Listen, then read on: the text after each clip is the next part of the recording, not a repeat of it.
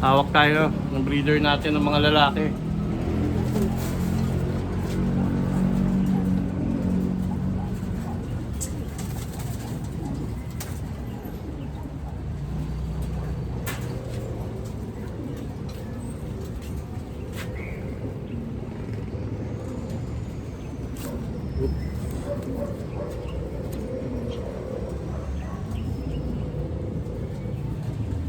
Anak ni Basag to.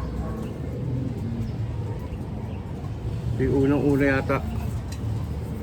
Hindi ko bisado. O, ito yung una. Pinakapanganay na anak.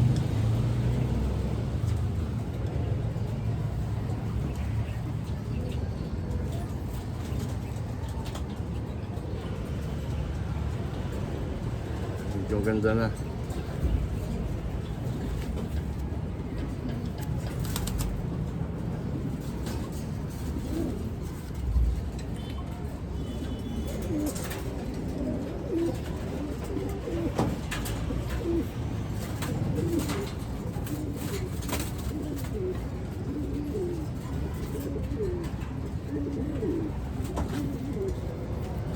Ito rin, anak din ni Basag. Ang nestmate cock to ha. Tinabi ko kasi ng mga ibang cock eh. Yung nestmate nito, naki Kuya Aldrin.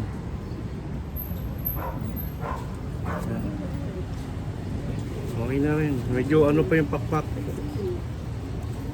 Tumutubo pa.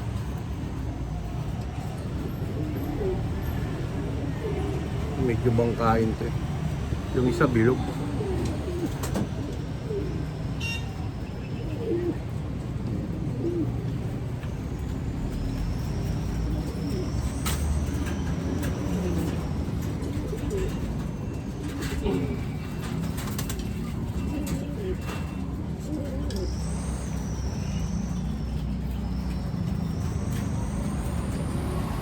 Ito si Basag. May edad na.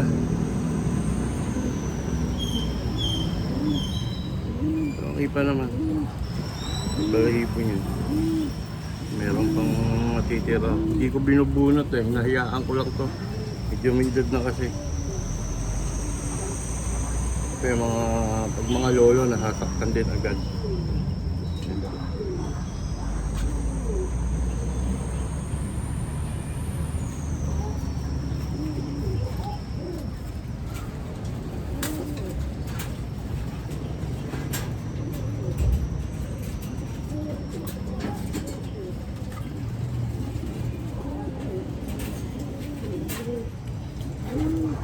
So the work.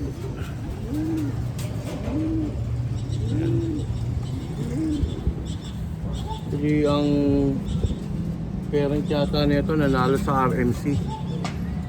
Pero pinaka-lolo-lola nito direct na Bernard Dewart. Yan. Ganda ng bangka. Bangkain nga lang. Pero okay na, bilog. Bilog na siya. Kumbaga, bangkain siya pero maganda na katawan. So hindi pa sila napupurga eh. Hindi ko pa napupurga mga to. Ayan, oh. Ganda.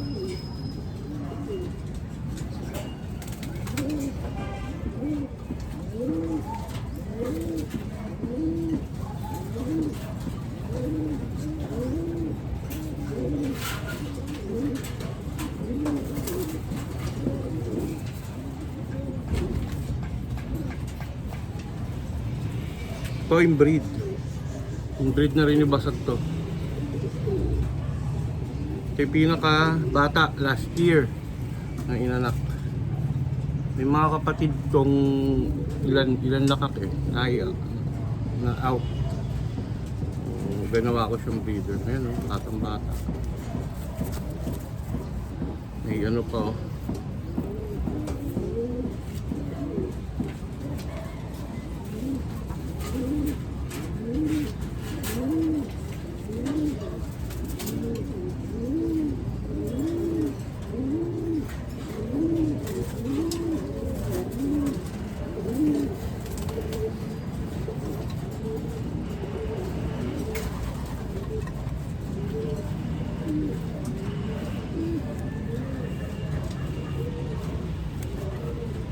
To the work. Parehas na magulang. Galing kay Bernard DeWert. Parehas import parents na ito eh. Parehong galing kay Sir Bernard DeWert. Yan. Kaya may mga kapatid to, di ba tinuturo ko yung nasa baba na hen. So, try natin, gagamitin natin. Kasi nung nakuha ko to, bata pa. So, ngayon. Pero may anak na to, naka MacArthur. Okay naman katawan na ito. Okay din. Bangka lang din. DeWert. Ganda ng cool, pagka-checkered, no? Yun lang ako nagkaroon ng ganitong ano.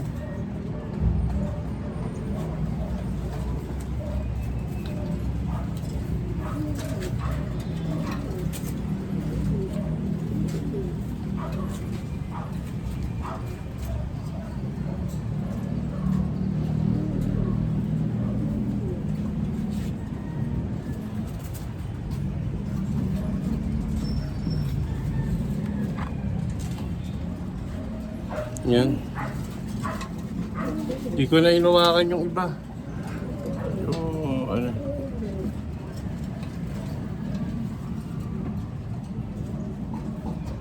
So ayan. Try lang natin. Tinitignan ko rin ngayon yung mga katawan dahil pag medyo okay na yung panahon, maaraw na.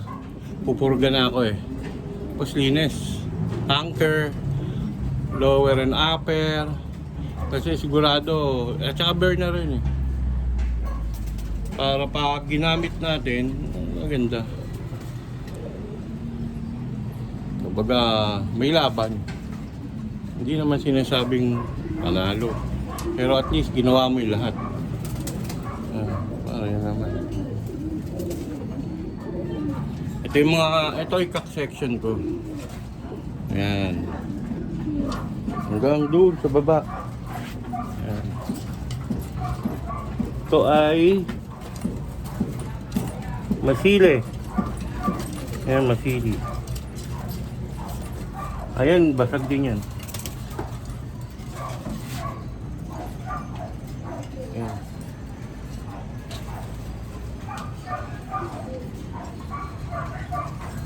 Dito yung mga Bisenteng. Ito pala ay hindi Bisenteng itong isang to. Anak to ni mismo ni Batanes. Anak ni Batanes yan. Yung na kay ibon ni Ipe, Sir Ipe, Macabeo. Putol talaga yan nung kinuha ko natanggal yan. Pero yan anak ni Batanes. Yung si Batanes alam ko na kay Ex Machina. Ayan, direct na anak ni Batanes yan.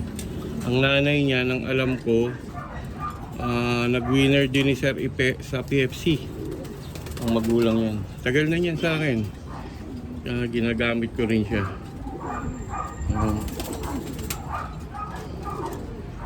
Ito ay bulag na oh. Ayan. Bisenteng oh. Bisenteng oh.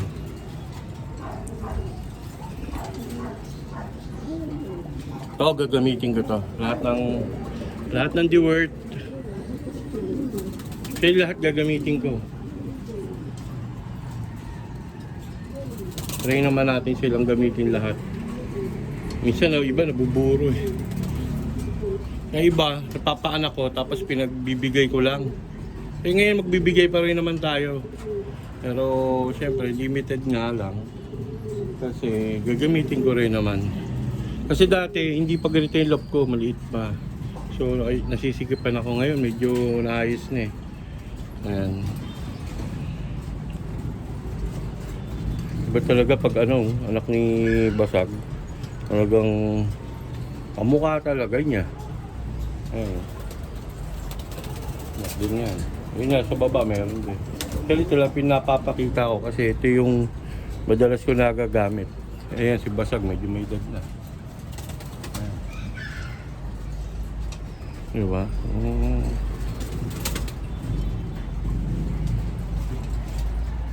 Yun lang, medyo masamang panahon dito. So Pag ganito na masama pa nun, medyo bihira akong, lalo pag maulan. Pero umaakit ako. Lagi ko sinisilip yung ibon. Pero pag yung dito ako tatambay pag tanghali, ganun, hindi ko magawa dahil minsan lakas ng ulan. Editor. Pero lagi ako rito. Yan yung mga kak natin dito, hiwa-hiwalay. Pero minsan pina-flights ko rin sila sama-sama. Pero madalas iniwi kasi nagbabanatan. So ganyan lang muna. Pero okay naman yung size ng mga cage nila.